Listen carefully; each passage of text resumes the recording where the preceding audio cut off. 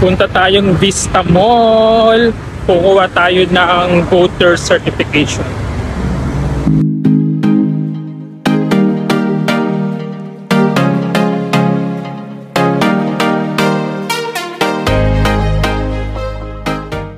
So yung kuhaan ng voter certificate ay sa may parking lot dito sa Vista Mall.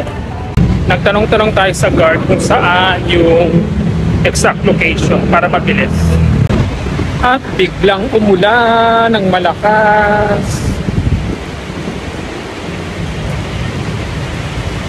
Buti na may dala akong payong. Bali sa dulo siya ng Vista Mall. Tabi lang daw ng BDO. Lakas ng ulan. Grabe yung lakas ng ulan dito. So mamaya na ako punta. Ang sabi ng security guard dito daw, kumaliwa ako dito sa may Camellia ko. Tapos meron dyang parking na Vista Mall. So pumasok muna dito ako sa loob ng Vista Mall kasi malakas yung ulan. Papatilahin ko lang bago ako pumunta dun sa may parking area nila. Kasi sa labas siya para kumuha ng voter certificate. Merong sale dito.